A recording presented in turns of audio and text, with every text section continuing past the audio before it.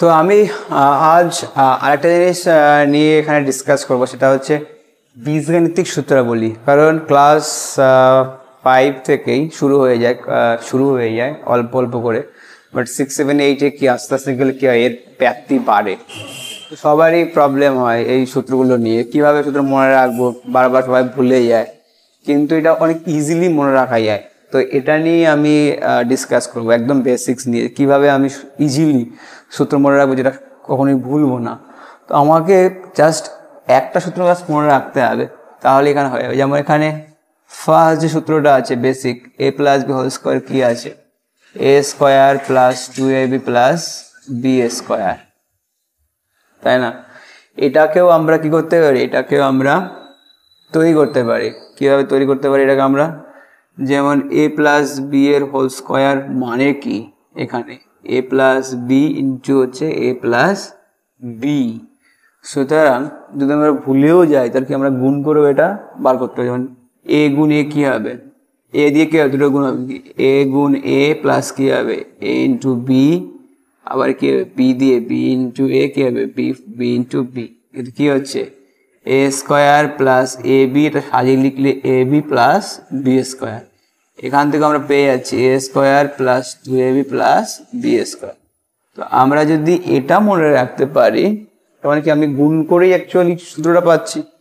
তো সূত্র ইউজ করার একটাই কারণ, যাতে কি আমাদের কি হয়, টাইম সেভ হয়।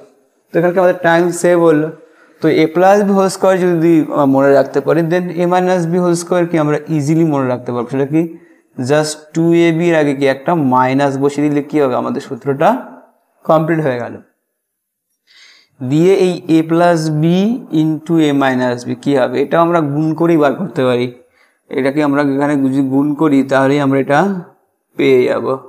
যেমন a দিয়ে কী হবে, a ইন্টু এ কি a স্কোয়ার, এটা কি হবে minus a b, a minus b কি হবে মাইনাস এ বি হবে, সাইন কি দুটো আলাদা আছে।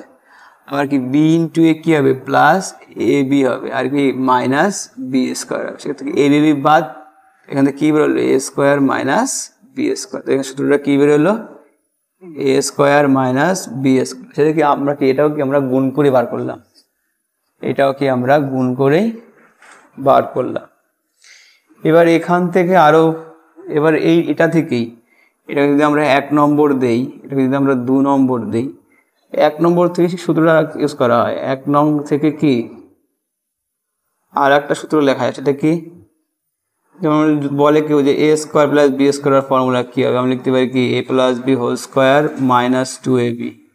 আবার কি লিখতে পারি, এখান আবার কি আমরা যদি 2 নং থেকে লিখলে কি লিখতে পারি, 2 নং থেকে লিখলে কি লিখতে পারি a square plus B square সমান কি a minus b whole square plus 2ab।